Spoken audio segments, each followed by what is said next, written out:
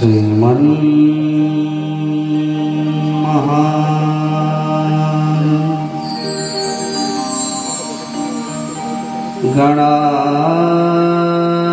गणाधिपतये नमः।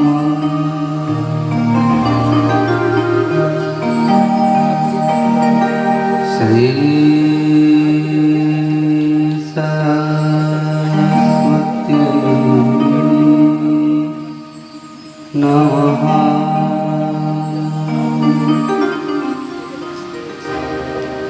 श्री गुरुचरण कमलेभ्यो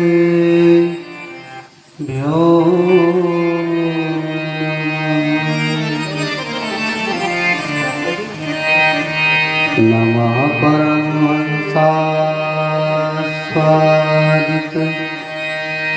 चरण कमल चिन्मकरन्दाय भक्त जनमानस निवासाय श्रीमद्रामचन्द्राय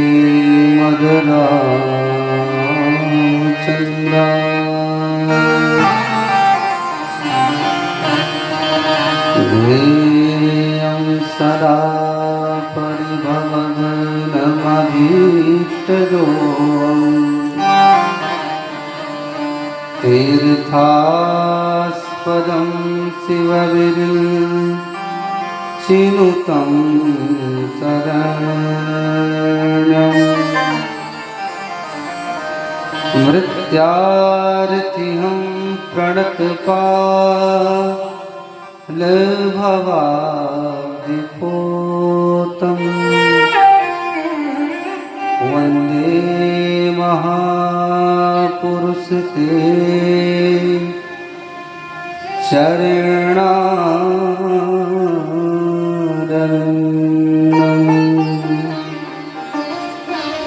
नारायणं नमस्कृत्य नरं चैव नरोत्तमं देवीं सरस्वतीं व्यासं ततो जयमुदीरये।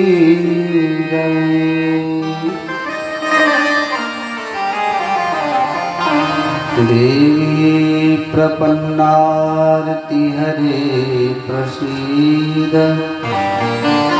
प्रसीद मातर जगतोऽखिलस्य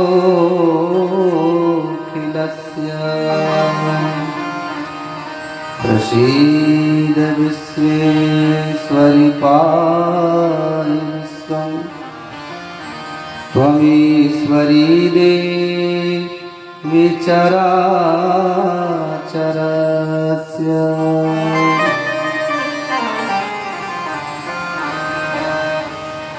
दृष्ट्वा जन्मशतं पापं पीत्वा जन्मशतद्वयं स्नात्वा जन्मसहस्राणि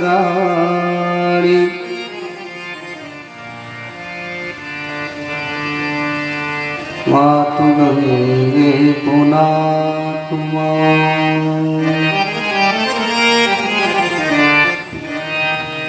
अखण्डानन्दबोधाय शिष्यसन्तापहारिणे सच्चिदानन्दरूपाय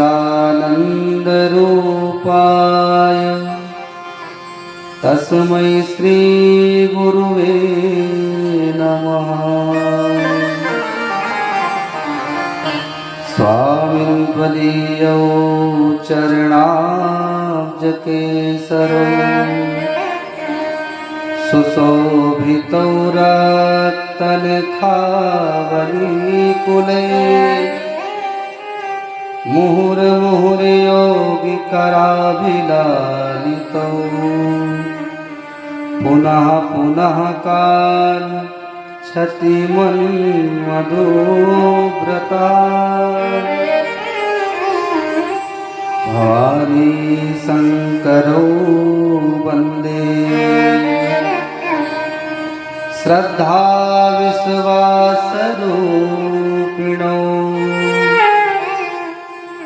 याभ्यां विना न पश्यन्ति सिद्धाः स्वान्तस्थमीश्वरम्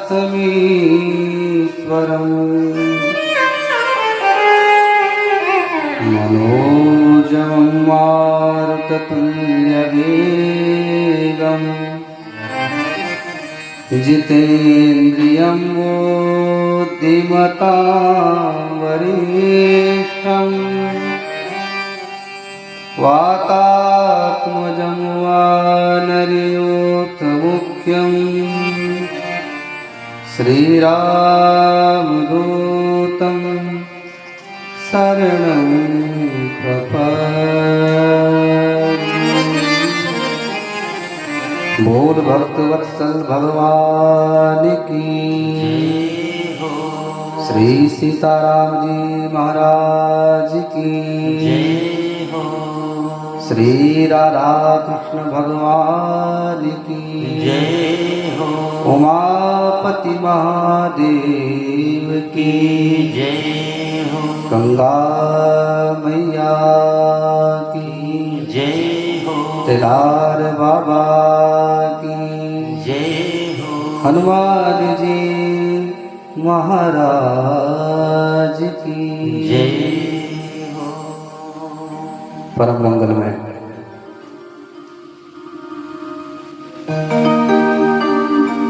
भगवत स्वरूप श्री शिव पुराण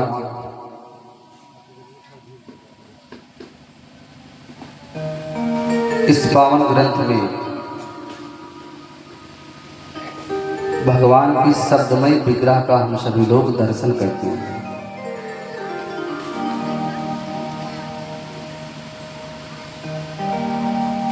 जो अनंत गुण गणों के स्वामी हैं,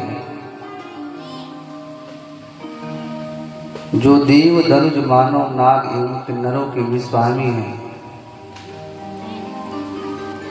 जिनकी शरण में देवता जन, मानव जन, हिंसक जीव जन भी जिनकी पावन चरण और शरण का आश्रय ग्रहण करके अपने को कृतार्थ समझते हैं,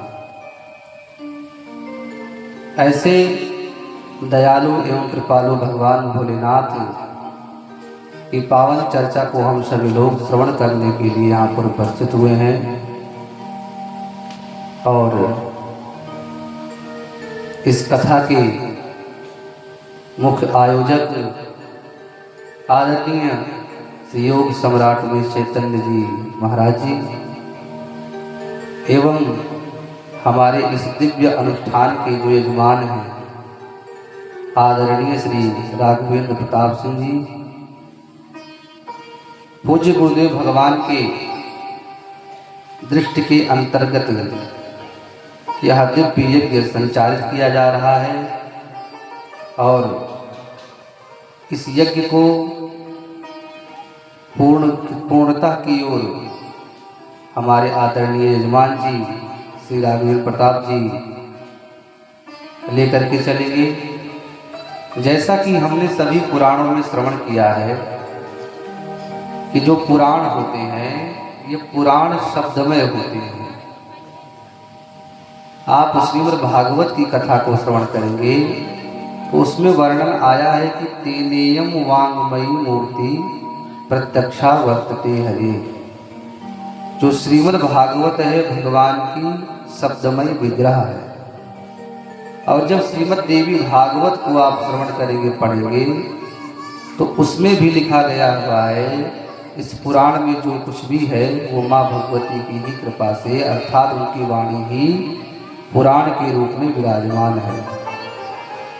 जैसे वेदों का जो रहस्य है बहुत ही गूढ़ है, और उन वेदों के रहस्यों को सरलतम बना करके शब्द के रूप में, पुराण के रूप में व्यास जी ने हम सबके सामने ला करके परोस दिया। आइए उन भूत भावन भगवान के पावन चरित्र में प्रवेश करने से पहले कुछ क्षण प्रभु श्री सीताराम जी का नाम स्मरण करेंगे, तत्पश्चात भगवान भोलेनाथ की पावन चर्चा में प्रवेश करेंगे। बोल शंकर भगवान की जय। जितने भी लोग बैठे हुए हैं ताली बजाते हुए सभी लोग श्री सीताराम जी के नामों का संकीर्तन करेंगे। सीताराम सीताराम सीताराम सीताराम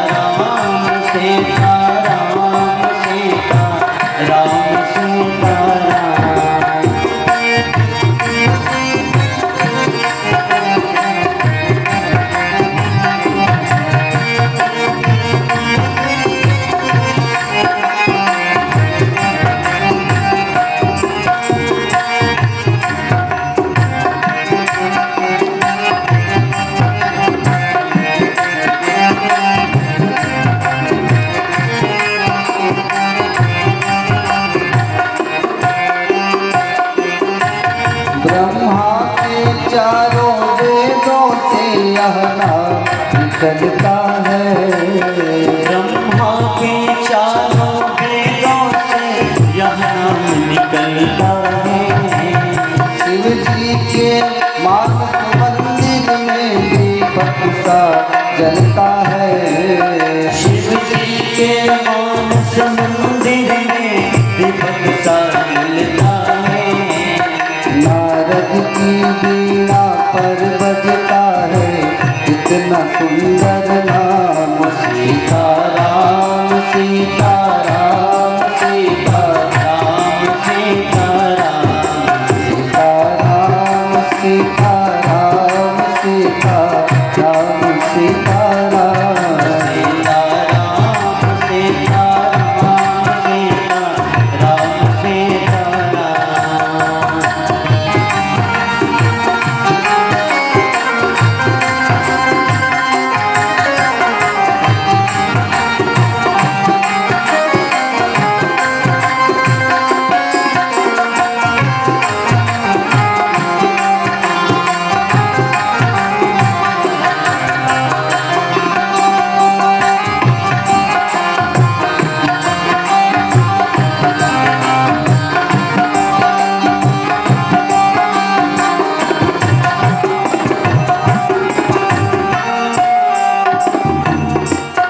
बजरंग बली के बल में इसकी महिमा भारी है।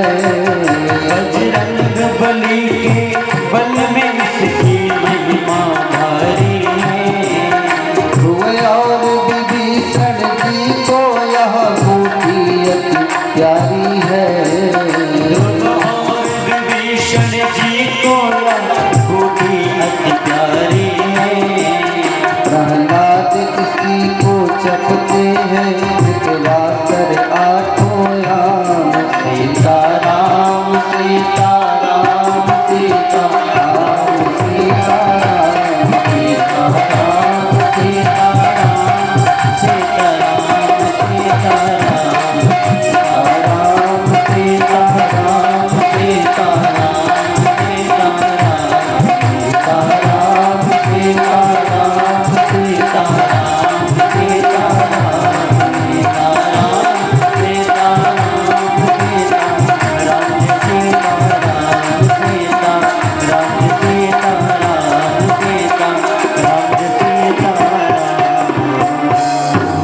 बोल शंकर भगवान की।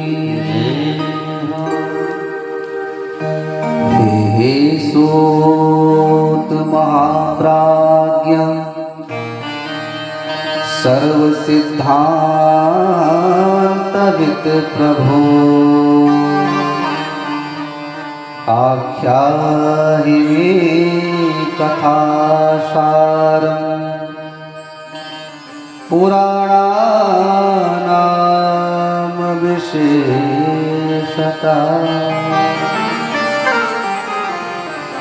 इस पावन ग्रंथ का नाम है श्री शिव पुराण। श्री शब्द का जो शाब्दिक अर्थ है वो है माता का स्वरूप।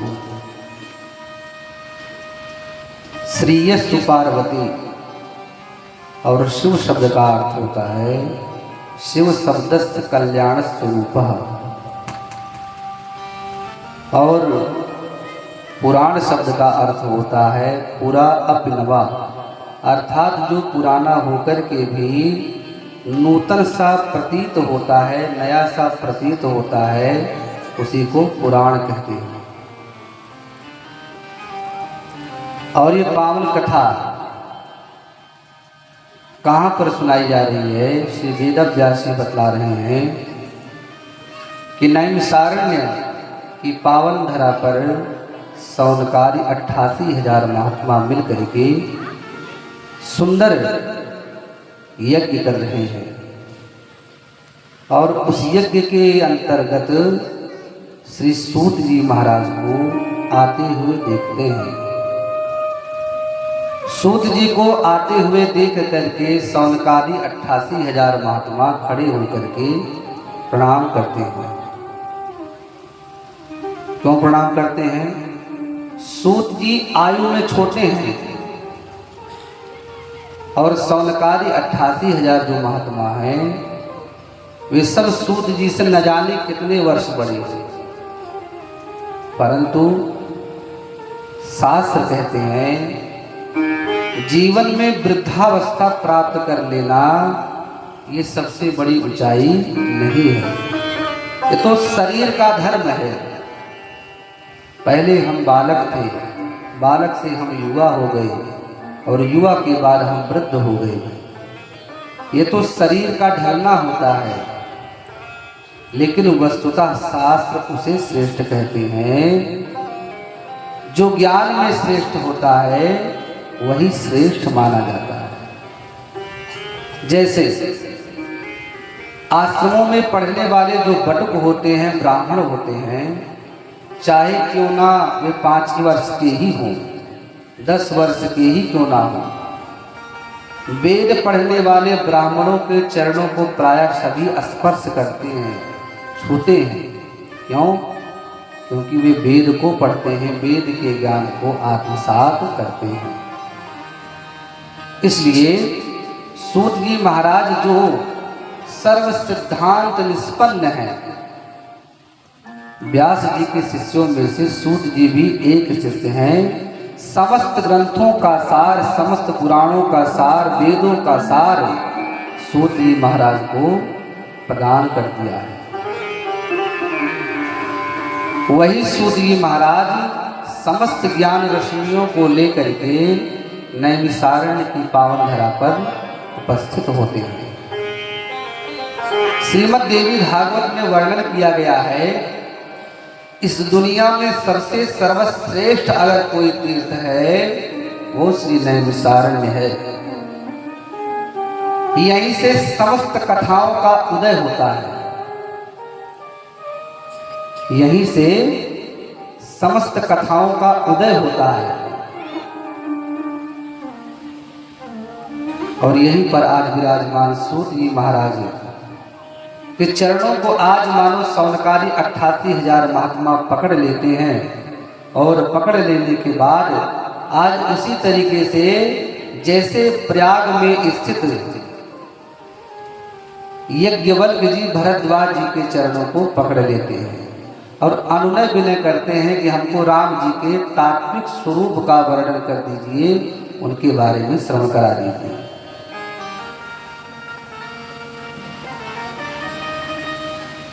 बोले तीरथ बर नैमिष विख्याता, तीरथ बर नैमिष विख्याता, तीरथ बर नैमिष विख्याता, तीरथ बर नैमिष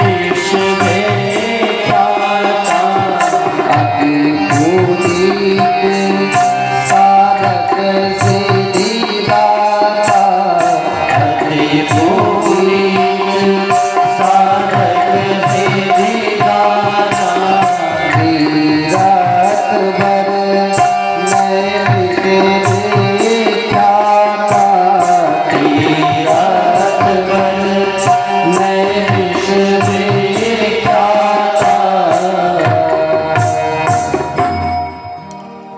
जैसे नैमिषारण्य की पावन धरा पर सूत जी को देखते हैं सौनकादि 88,000 महात्मा चरणों को पकड़ लेते हैं, कहते हैं हे सूत जी महाराज, हमको उस तत्व का निरूपण करिए जैसे भरद्वाज जी से यज्ञवल्क्य जी ने पूछा। कैसे?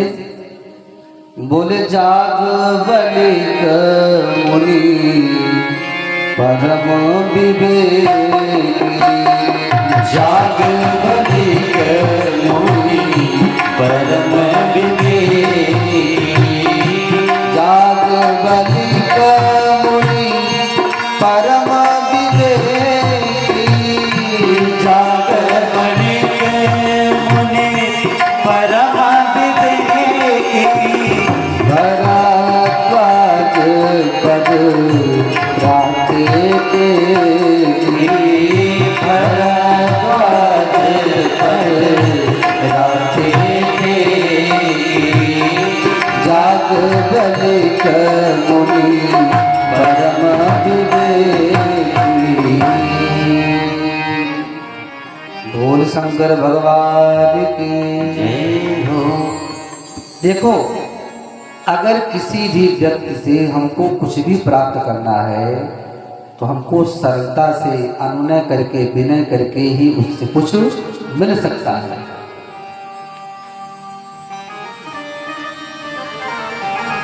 जैसे हमारे बगल में पूज्य गुरुदेव भगवान बैठे हैं, आदरणीय योग सम्राट जी, जिनके ऊपर मां भगवती की, भगवान भोलेनाथ की अहेतुकी कृपा है, जो कि साधनाओं के भंडार को भी रखते हैं अपने पास में। जब व्यक्ति सरलता से इनके पावन चरण का आश्रय ग्रहण करेगा तो एक दिन नहीं, 2 दिन नहीं, 3 दिन नहीं, अपितु 1 वर्ष, 2 वर्ष, 4 वर्ष, 5 वर्ष, 10 वर्ष, 20 वर्ष बीत जाएंगे, लेकिन एक ना एक दिन इनको रीझना ही पड़ेगा। और रीझता कौन है जानते हैं? जो उदार हृदय वाला है। वस्तुतः गुरु का धर्म भी बहुत कठिन होता है। जो भी जैसे भी आया सबको प्रदत्त नहीं कर देना चाहिए। जैसे भरद्वाज जी मना कर रहे हैं याज्ञवल्क्य जी को, अरे याज्ञवल्क्य जी, तुम तो राम जी के बारे में सब कुछ जानना जानते हो, परंतु राम जी के बारे में क्यों पूछते हो? वस्तुतः याज्ञवल्क्य जी को राम जी के विषय में श्रवण करना था, इसलिए भरद्वाज जी ने राम जी के पावन चरित्र को श्रवण कराया।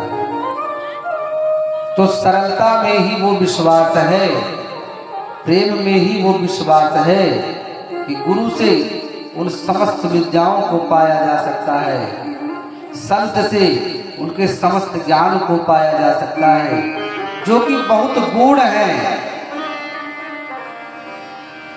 लेकिन हमारी और आपकी उदारता ही हमको समस्त वस्तुओं की प्राप्ति करवा सकती है।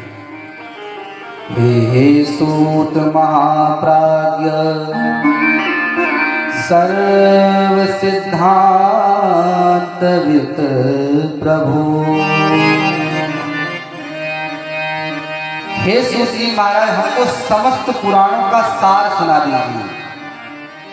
सार का मतलब आप सरलता से समझें। जैसे गौ माता से दूध निकालते हैं और दूध निकालने के बाद में उस दूध को गर्म करके हम लोग दही बनाते हैं, और दही के बाद में उसको मथ करके हम लोग घी प्राप्त करते हैं, मक्खन प्राप्त करते हैं।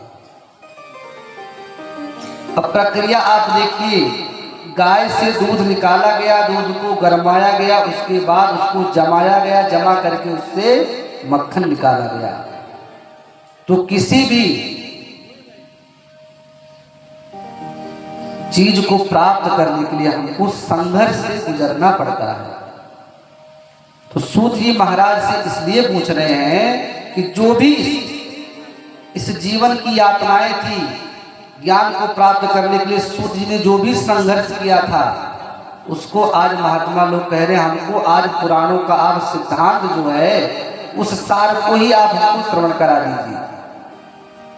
जीव बालक गुरु की शरण में क्यों जाता है? इसीलिए जाते हैं गुरु के शरण में बालक कि गुरुदेव भगवान अपने जीवन को जो समस्त अनुभव है वो अपने शिष्य को सरलतम रूप से प्राप्त करवा सकते हैं।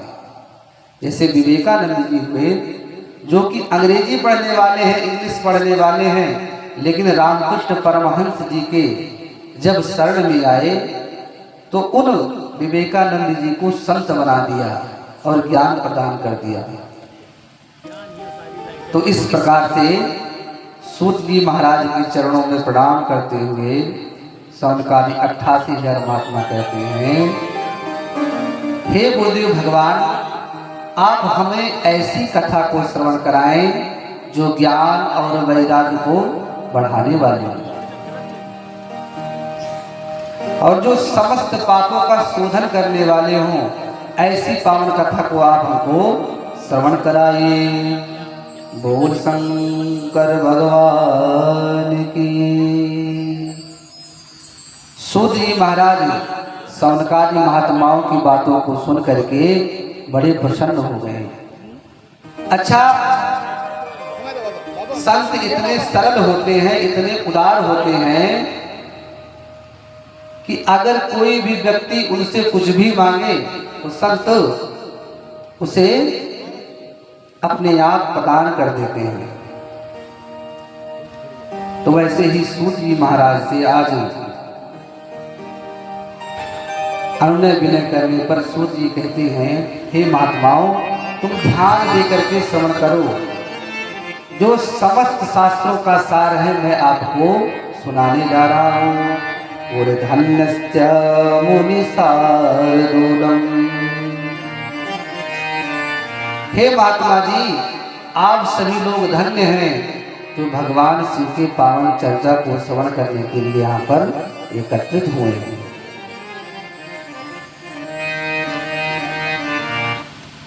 तब तक सौनकादि महात्मा कहते हैं, हे गुरुदेव भगवान, हमने समस्त पुराणों को सुना, हमने समस्त शास्त्रों को सुना, लेकिन मेरे मन में शिव जी के प्रति जो भी कथाएं हैं अर्थात शिव पुराण की कथा को आप हमको श्रवण कराइए।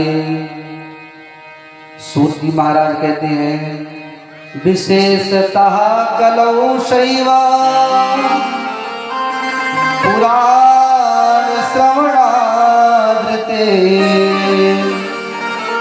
परो धर्मो नपुंसामहि मुक्ति साधन मुने।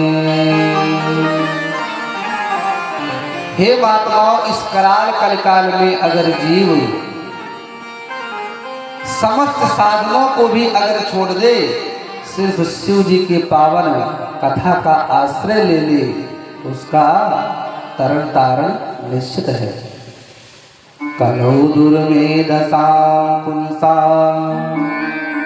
धर्माचारो जितात्मना।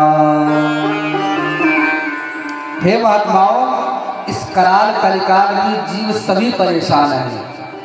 कोई अपने पुत्र से परेशान है, कोई अपने पति से परेशान है, कोई अपनी पत्नी से परेशान है, या कोई अपने पड़ोसी से परेशान है। तो कहते हैं इस कराल कलिकाल में जो जीव संतप्त है अपनी क्रियाओं के द्वारा, वे अगर भगवान शिव की पावन शरण में आ जाएंगे तो उनके समस्त पापों का शोधन भगवान शंकर अवश्य में करेंगे। सूत जी महाराज कहते हैं सौनकादि महात्माओं, मैं आपको श्री शिव पुराण की पावन कथा को श्रवण कराऊंगा। सूत जी महाराज कहते हैं महात्माओं, इसमें 7 संहिताएं हैं शिव पुराण में। कौन कौन सी?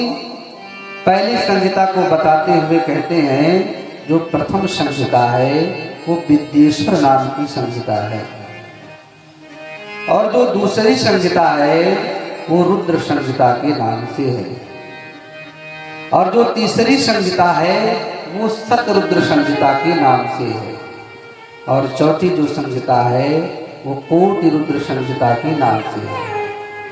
पांचवी जो है वो उमा संहिता के नाम से है।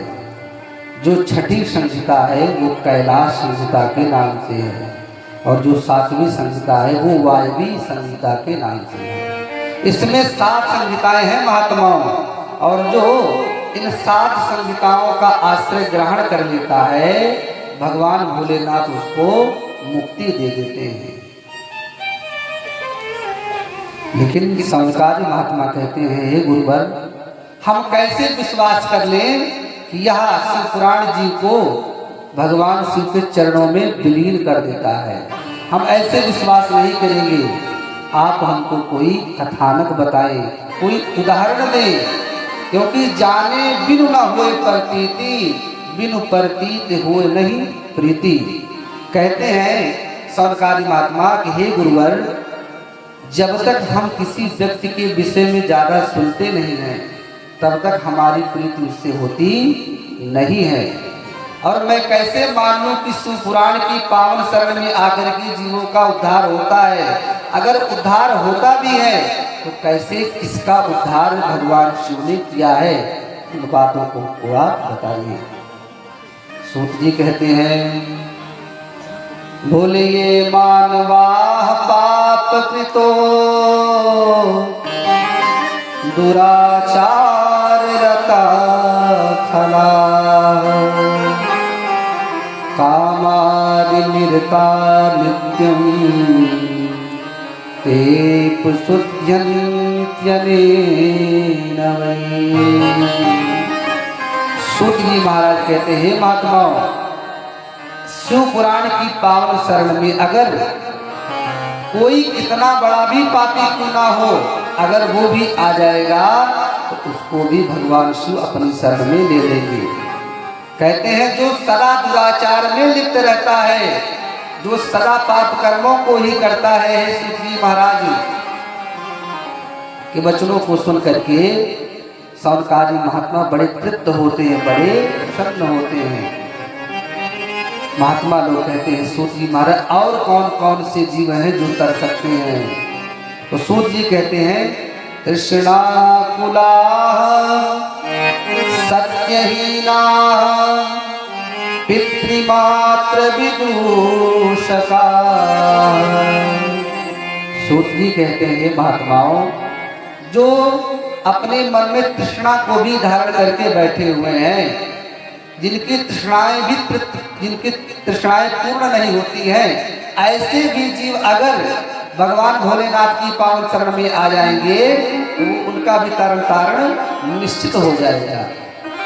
और यहाँ तक कि कहते हैं जिन्होंने अपने माता और पिता को यातनाएं दी हों, जिन्होंने अपने माता पिता का जिन्होंने अपने माता पिता को सताया हो, अपने दुर्वचनों के द्वारा उनको बोला हो, ऐसे भी लोग अगर भगवान शिव की शरण में आ जाएंगे तो उनका तरण तारण निश्चित में हो जाएगा। सूत जी महाराज कहते हैं बोल शंकर भगवान की। अंत तो गत्वा कहते हैं सूत जी महाराज जिनके अंदर मत्सर है, जिनके क्रोध है, लोभ है, मोह है, अगर वे भी भगवान शिव की शरण में आएंगे तो उनका कल्याण भगवान शंकर अवश्य में करेंगे। महात्मा लोग कहते हैं हम ऐसे विश्वास नहीं करेंगे, आप हमको कोई उदाहरण बतलाएं। सूत जी महाराज अब एक देवराज नाम के ब्राह्मण की कथा को श्रवण कराते हैं। बोले आसीत किरात नगरे ब्राह्मणो ज्ञान दुर्बला दरिद्रो रस विक्रेता देवधर्म परामका।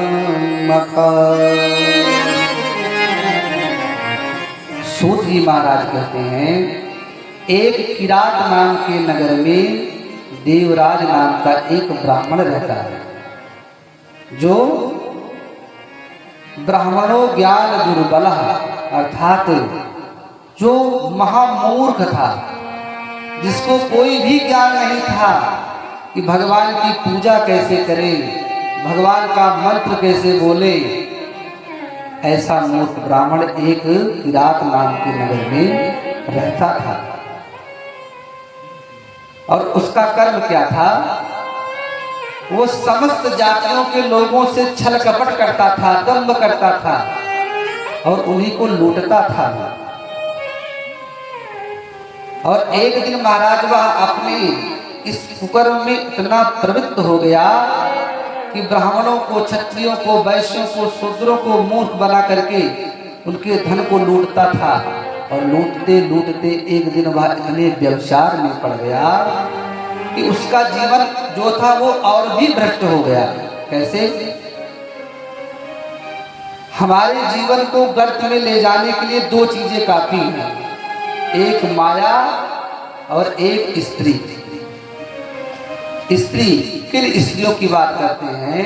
अर्थात माँ भगवती के पुराण में कहा गया है जलू के सदा नारी रुद्रम पिबतीति वही, अर्थात जो व्यक्ति अपने धर्म पत्नी के अलावा अन्यत्र अगर कहीं इधर उधर अपने चरित्र को दूषित करता है तो उस व्यक्ति को गर्त में जाने के लिए उसका चरित्र ही काफी है, उसको वो नरक की ओर लेकर के ढकेल देगा। और दूसरा धन है। धन के चक्कर में व्यक्ति अनाप शराब के कार्यों को करने लगता है। इस दुनिया में दो ही वस्तुएं ऐसी हैं जिनको आप अगर एक दायरे में रह करके भोग करेंगे तो भगवत प्राप्ति की ओर भी ले जा सकते हैं, और अगर एक दायरे को छोड़ करके उनमें आप आसक्त हो जाएंगे तो वही आपके विनाश का कारण भी बनेंगे। तो देवराज नाम का ब्राह्मण है, वह जब लोगों को मूर्ख बनाता था, धन ले लेता था, तो उस धन से क्या करता था? वैश्यावृत्ति में वो उस धन को खर्च करता था और इतना वो पतित हो गया कि धन को लेकर के वो वैश्यावृत्ति में अपने मन को उसने लगा लिया और आगे चल करके उसने अपनी स्त्री को मार डाला। माता पित्रा तथा पत्न्या वारितोऽपि पुनः पुनः। व्यक्ति अगर अपने परिवार का सत्यानाश करता है तो वो दूसरों के चक्कर में ही नाश करता है। आप विचार करें, व्यक्ति अगर कुसंग में ना पड़े और सुसंग में रहे तो उसके परिवार में कभी भी कोई विकृति नहीं होती है। आज जो देवराज नाम का ब्राह्मण है वो वैश्यावृत्ति में लग जाता है और मानो उन्हीं के कहने से उनके चक्कर में ही पड़ करके जब पत्नी को पता चला तो पत्नी ने विरोध किया, और जब पत्नी ने विरोध किया तो वो देवराज अपनी पत्नी को ही मार डाला और अपने माता और पिता को नित्य प्रतिभा दुख देता था।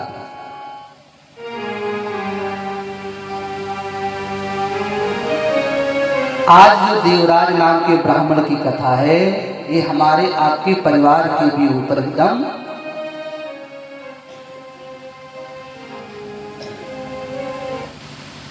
दिखाई पड़ता है।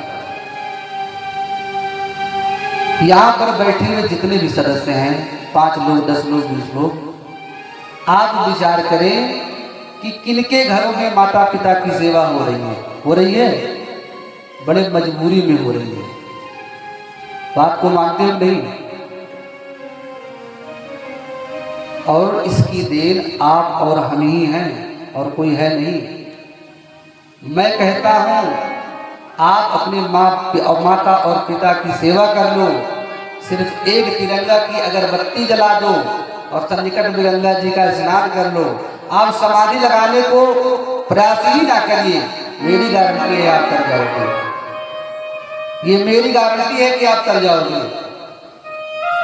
आप अपने स्वभाव को नर्म बना लीजिए, अपने मन में आप प्रेम को धारण कर लीजिए, माता पिता की सेवा कर लीजिए, अपने से बड़े बुजुर्गों की सेवा कर लीजिए। कोई इस दुनिया में आकर के कुछ लाद करके ऊपर लेकर के नहीं जाता है। आप विचार करो, गधा पूरे जीवन भट्टे पर ईंट धोता है लेकिन कोई उसको मेडल देता है? उस मानव का जीवन उस गधे के ही समान होता है जो जीवन भर धन को कमाने में और दूसरों को लूटने में लगा देता है, तो उसका जीवन गधे के ही समान होता है। देवराज नाम का ब्राह्मण अपने माता और पिता को रोज पीटता था, रोज मारता था, और जब उसको मारते मारते उसका मन नहीं भरा तो अपनी पत्नी को भी एक दिन इतना मारा कि पत्नी उनकी मर गई और माता पिता बड़े दुखी रहने लगे। आप विचार करो, जिन माता पिता को संतान नहीं होती है, इस भारतवर्ष में कोई ऐसा मंदिर ही नहीं बचता है कि जहां उनको पता चले कि वहां पर जाने से, दर्शन करने से बेटा बिटिया मिल जाएगा महाराज, तो सभी कामों को छोड़ करके जाते हैं। तो आप बताओ, जिन माता पिता ने आपको प्राप्त करने के लिए किसी भी मठ मंदिर को नहीं छोड़ा और आपकी प्राप्ति होने के बाद में आप उन्हीं का तिरस्कार करोगे तो क्या मिलेगा? अच्छा आप बताओ, माता पिता का तिरस्कार करना अच्छी बात है? नहीं है।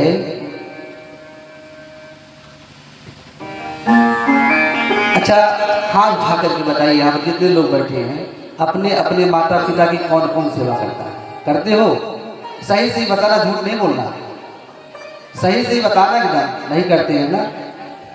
अरे जो हो जो ना हो अलग बात है, जब थे तब करते थे, नहीं करते थे क्यों?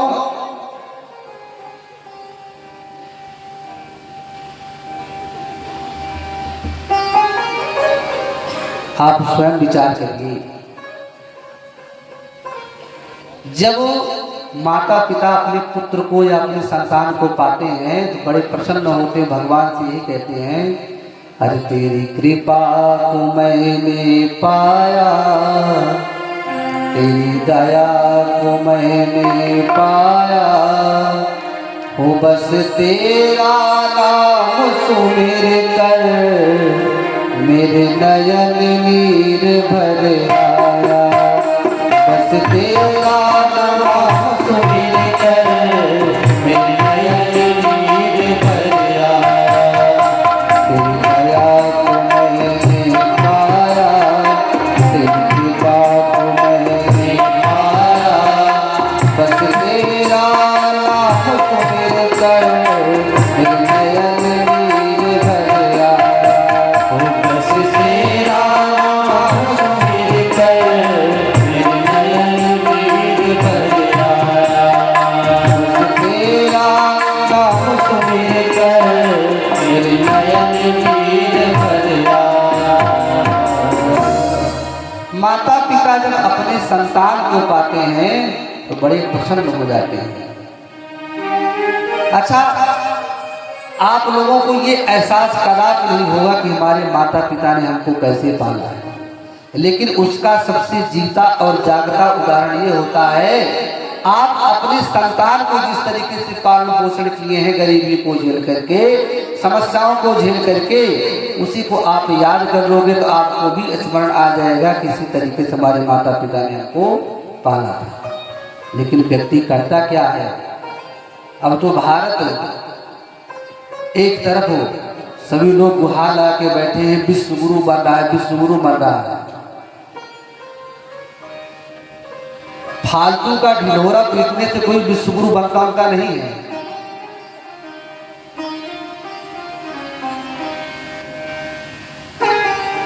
भारत में दो चीज अभिशाप की तरफ फैल रहे हैं। एक वृद्धा आश्रम, एक तलाक, जो कि हमारे यहाँ था ही। और दूसरी चीज, हमारे यहाँ की जो वस्तुतः चीजें हैं, जो वस्तुतः बातें, वो कोई दिखाता उगाता नहीं है। फालतू में ढिढोरा पीटने से कोई श्रेष्ठ नहीं बनता है।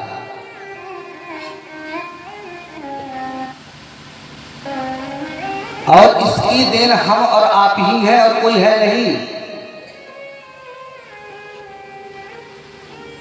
अगर आप चाहते हो कि आपका समाज सुंदर बन जाए, आपका परिवार सुंदर हो जाए, आपका बेटा सुंदर हो जाए, आपका बेटा शुभ कर्मों को करने लग जाए, तो आपको सुंदर आचरणों को धारण करना पड़ेगा। सबसे पहली संगति माता पिता की ही होती है बेटे से, और किसी से होती नहीं है। आपका जैसा आचरण रहेगा, आपका जैसे व्यवहार रहेगा, उसी व्यवहार के अनुरूप, उसी आचरण के अनुरूप आपका बेटा ढलना प्रारंभ कर देगा।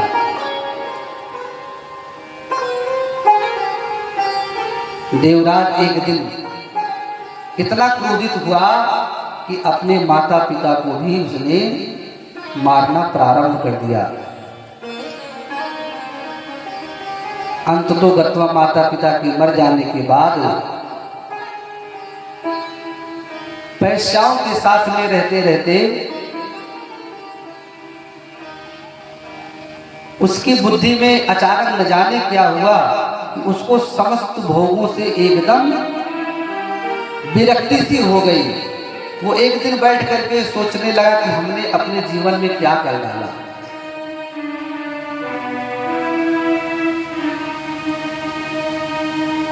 वो बैठ करके विचार कर रहा है, जिस माता पिता ने हमको पाला, उन माता पिता को ही हमने मार डाला। और जिस पति ने पाणी ग्रहण संस्कार में वचनों को धारण करते हुए जिसने कहा कि मैं आपके जीवन पर्यंत मैं आपका साथ दूंगी, मैंने उसको भी मार डाला। अच्छा, विरक्ति व्यक्ति को तब होती है जब उसके हृदय पर जब कठोरा घात होता है, जब उसको आंतरिक पीड़ा होती है, तभी व्यक्ति को विरक्ति होती है कि हमने अपने जीवन में क्या कर डाला। और वह आज देवराज दुखित होकर के आज अपने घर को छोड़ करके पास में ही एक प्रतिष्ठानपुर नाम के गांव में चला गया। और खाने के लिए उसके पास कुछ भी नहीं है। उसको भूख और प्यास सता रही है। भूख और प्यास से पीड़ित होकर के वह बालक आज तड़प रहा है, विकल हो रहा है, और विकल होकर के उसको ज्वर होता है, बुखार होता है। गांव के समीप जाकर के वह प्रतिष्ठानपुर में निवास करने लगता है। और सूत जी महाराज कहते हैं, देवराज मासान्ते ज्वरेण पीड़ितो मृतः बद्धो यम भटै पासै नीतो यमपुरम बला। देवराज भूख और प्यास से पीड़ित होकर के तड़प करके वहीं पर वो मर गया। भगवान शिव की कथा को श्रवण करते हुए, और मर जाने के बाद में धर्मराज के दूत आते हैं उसको ले जाने के लिए। धर्मराज के दूत आकर के ले तो जाते हैं, परंतु भगवान शंकर के दूत भी वहां पर पहुंच जाते हैं। क्यों? क्योंकि सूत जी महाराज ने कहा है कि भगवान शंकर की पावन शरण में जो कोई भी आ गया, कोई कितना भी पापी क्यों ना हो, उसको भी भगवान शंकर अपना लेते हैं, एक्सेप्ट कर लेते हैं। तो जब वह पापी देवराज मर गया तो धर्मराज के दूत आते हैं, और दूत आकर के उसको आज हठात बलात् लेकर के यमपुरी लेकर के जाते हैं। लेकिन भगवान शिव की कथा को उसने श्रवण किया है, इसलिए आज भगवान शिव के दूत भी पहुंच जाते हैं और आपस में नोक झोंक होती है। और अंततोगत्वा भगवान शंकर के दूत आज उस देवराज ब्राह्मण को लेकर के कैलाश की ओर चले जाते हैं। तो यमराज के जो गण हैं आज पूछने लगते हैं, हे धर्मराज, आखिर वह दुष्ट जिसने कभी जीवन में भगवान का नाम ही नहीं लिया, शिव का नाम ही नहीं लिया, तो उसको कैसे आज भगवान शिव के दूत अपने लोक को लेकर के चले गए?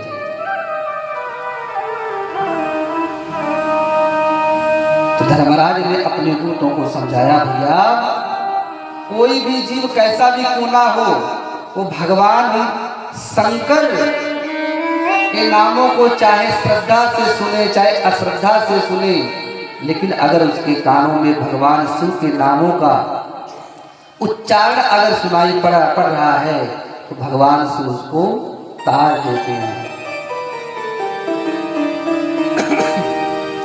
क्योंकि भगवान शिव के नामों में समस्त जीवों को तारने की वो शक्ति होती है।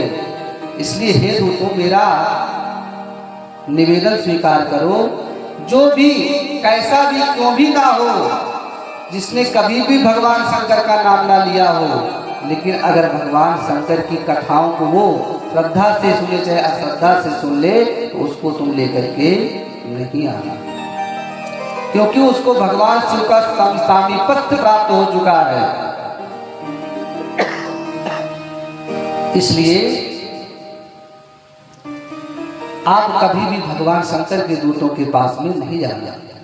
सूत जी महाराज कहते हैं, हे महात्माओं, इस प्रकार से जब देवराज जैसा पतित पापी व्यक्ति भी भगवान शिव की कथा को सुन करके तर सकता है, तो कोई भी जीव क्यों ना हो, अपने माता पिता को पीटने वाला क्यों ना हो, अपने पत्नी का वध करने वाला क्यों ना हो, क्यों ना अपने शरीर में क्रोध को धारण करने वाला हो, कोई भी व्यक्ति क्यों ना हो, वो भगवान शिव की शरण में अगर आ जाएगा तो भगवान शिव अपने हवाओं को फैला कर उसको अभयदान देते हैं। बोल शंकर भगवान की जय हो। हरे राखे भगतन पे नजरिया, समदर्शी राखे भगतन पे नजरिया,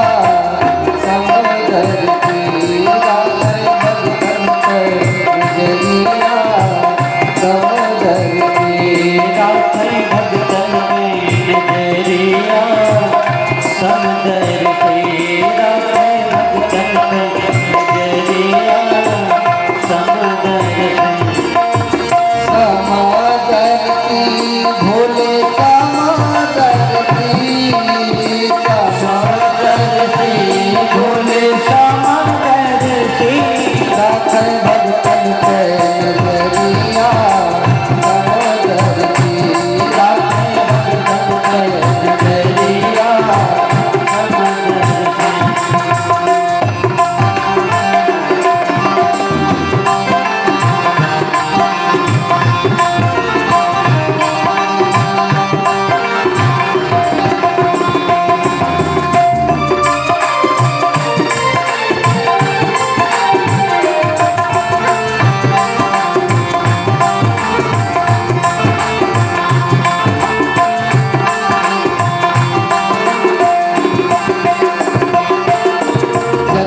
जितने भी प्राणी है सभी प्रभु को प्यारे। जग में जितने भी प्राणी हैं सभी प्रभु को प्यारे। जग में जितने भी प्राणी है सभी प्रभु को प्यारे। जग में जितने भी प्राणी हैं सभी प्रभु को प्यारे।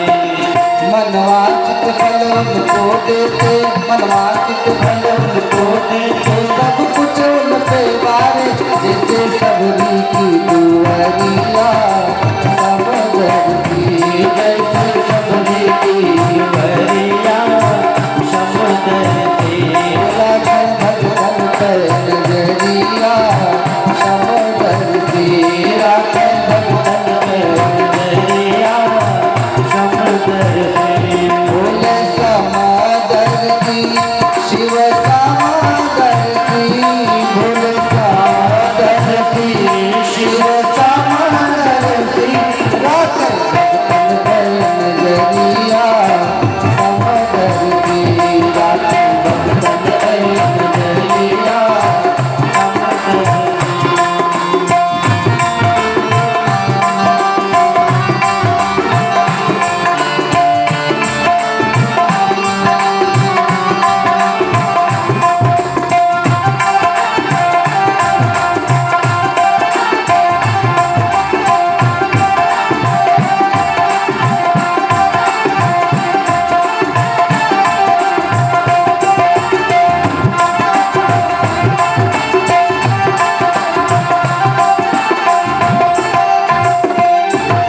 नामदेव की गली झोपड़ी विठ्ठल विठ्ठल खाए। नामदेव की गली झोपड़ी विठ्ठल विठ्ठल गाए। नामदेव की गली झोपड़ी विठ्ठल विठ्ठल गाए। नामदेव की गली झोपड़ी विठ्ठल विठ्ठल गाए। उनके करुण पुकार कन्हैया नामदेव घर आए। उनके करुण पुकार कन्हैया नामदेव घर आए। आए भक्ति की झोपड़िया समदर की, छाए भक्त की झोपड़िया समदर की। हो राखन भगतन पे नजरिया समदर की, राखी भगतन पे नजरिया समदर की। बोले समादर की, बाबा समादर की, भोले समादर की, बाबा समादर की। हो राखन भगतन पे नजरिया समदर की, राखन भगतन पे नजरिया समदर की, भगतन पे नजरिया समदर की, राखन भगतन पे नजरिया समदर की। बोल शंकर भगवान की जय हो गंगा मैया की जय हो। सूत जी महाराज कहते महात्माओं, देवराज जैसा पापी भी भगवान शिव की पावन शरण में आकर के मुक्ति प्राप्त कर सकता है।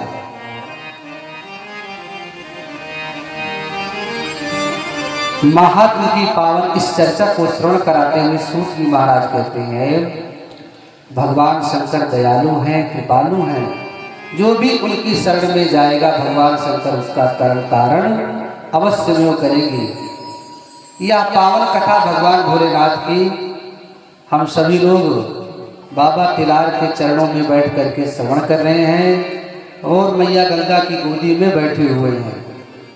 एक तरफ उन महादेव की पावन कथा को हम श्रवण कर रहे हैं, जिन महादेव की जटाओं से गंगा मैया प्रवाहित होकर के इस तिलार कुटी को पावन करते हुए प्रयाग की ओर बढ़ रही हैं, और दूसरी तरफ हम लोग भगवान शिव की पावन कथा रूपी गंगा में गोता लगा रहे हैं। आज के इस पावन चरित्र को सूत जी महाराज यहीं पर महात्माओं को श्रवण कराते हुए कहते, महात्माओं, सूत जी कहते हैं जो भी इस पावन भगवान की कथा को श्रवण करता है उसका जीवन अवश्य में उतर जाता है। और इस पावन कथा को मैंने आपको श्रवण कराया। अब आगे की कथा को कल के सत्र में हम आपको श्रवण कराएंगे। जैसा कि इस भगवान शिव के दिव्य प्राण प्रतिष्ठा यज्ञ के अंतर्गत प्रथम दिवस में हम सभी लोग प्रवेश किए हैं। आप सभी लोग जो भी भगवान शिव की कथा को श्रवण करने की जिनको भी इच्छा होगी वे सभी लोग कल से 3 बजे से लेकर के 6 बजे तक भगवान शिव की पावन चर्चा को हम सभी लोग श्रवण करेंगे। प्रथम दिवस होने के नाते से प्रतिष्ठा में पूजन में थोड़ा सा विलंब हुआ और हमारे संगीताचार्यों के आने में भी विलंब हुआ। इस कारण से कथा थोड़ा विलंब से प्रारंभ हुई, लेकिन कल से अपने निर्धारित समय 3 बजे से लेकर के 6 बजे तक भगवान शिव की पावन चर्चा को हम सभी लोग श्रवण करेंगे। हमारे संगीताचार्य 2:30 बजे के लगभग बैठ जाएंगे और हम भी मंच पे 3 बजे उपस्थित हो जाएंगे। कल से एकदम निर्धारित समय से लेकर के निर्धारित समय पर ही कथा को प्रारंभ करके और विराम भी करेंगे। बोल शंकर भगवान की, गंगा मैया की। हर हर हर महादेव शंभो, काशी विश्वनाथ गंगे। हर हर महादेव शंभो, काशी विश्वनाथ गंगे। हर हर महादेव शंभो, काशी विश्वनाथ गंगे। हर हर महादेव शंभो, काशी विश्वनाथ गंगे। ओ काशी विश्वनाथ गंगे, माता पार्वती संगे। काशी विश्वनाथ गंगे, माता पार्वती संगे। हर हर महादेव शंभो, काशी विश्वनाथ गंगे। हर हर महादेव शंभो, काशी विश्वनाथ गंगे। हर हर महादेव शंभो, काशी विश्वनाथ गंगे। हर हर महादेव शंभो, काशी विश्वनाथ गंगे। ओ काशी विश्वनाथ गंगे, बाबा अन्नपूर्णा संगे। काशी विश्वनाथ गंगे, बाबा अन्नपूर्णा संगे। हर हर महादेव शंभो, काशी विश्वनाथ गंगे। हर हर महादेव शंभो, काशी विश्वनाथ गंगे। हर हर महादेव शंभो, काशी विश्वनाथ गंगे। हर हर महादेव शंभो, काशी विश्वनाथ गंगे। हर महादेव शंभो, काशी विश्वनाथ गंगे। हर महादेव शंभो, काशी विश्वनाथ गंगे। हर हर महादेव शंभो, काशी विश्वनाथ गंगे। हर हर महादेव शंभो, काशी विश्वनाथ गंगे। हर महादेव शंभो, काशी विश्वनाथ गंगे। हर महादेव शंभो, काशी विश्वनाथ गंगे। हर हर महादेव शंभो, काशी विश्वनाथ गंगे। हर हर महादेव शंभो, काशी विश्वनाथ गंगे। बोल शंकर भगवान की। जय हो। आए हुए सभी भक्तों से निवेदन है कि अब आप कल से प्रचार प्रसार को और तेजी से बढ़ा दीजिए, क्योंकि आदरणीय गुरु जी के द्वारा और हमारे मुख्य यजमान श्री राघवेंद्र सिंह जी के द्वारा बहुत ही भव्य एवं दिव्य भगवान भूत भावन भोलेनाथ की प्राण प्रतिष्ठा कराई जा रही है। और विगत वर्ष में हम आए हुए थे और इस वर्ष में आए यहाँ पर और भी नवीनीकरण हमको देखने को मिला। लेकिन क्यों देखने को मिला? आप लोग के सहयोग से देखने को मिला। गांव का विकास, समाज का विकास आप लोग चाहेंगे तो निरंतर वो बढ़ता रहेगा, आगे की ओर जाता रहेगा। इसलिए जितने भी यहाँ पर माताएं बहनें आई हैं, जितने भी हमारे श्रेष्ठ जन भक्त जन आए हुए हैं, अब सबको जाकर के बताइए बाबा तेलार की कुटी पर पूज्य गुरु जी के द्वारा सुंदर भगवान भोलेनाथ की पावन कथा प्रारंभ हो चुकी है और उसका समय है 3 बजे से लेकर 6 बजे तक। और परसों से भगवान भूत भावन भोलेनाथ की दिव्य प्राण प्रतिष्ठा का कार्यक्रम भी प्रारंभ हो जाएगा। जितने भी अधिवास होते हैं आचार्यों के द्वारा कराए जाने लगेंगे और सबसे निवेदन है ज्यादा से ज्यादा संख्या में आवे। तो ऐसे दिव्य और भव्य शिवलिंग की प्राण प्रतिष्ठा में सभी लोग अपना सहयोग दे करके तन मन धन से अपने जीवन को कृतार्थ करेंगे। बोल शंकर भगवान की सभी लोग खड़े हो जाएं अपने स्थान पर। अब हम सभी लोग मिलकर के भगवान भोलेनाथ की आरती करेंगे।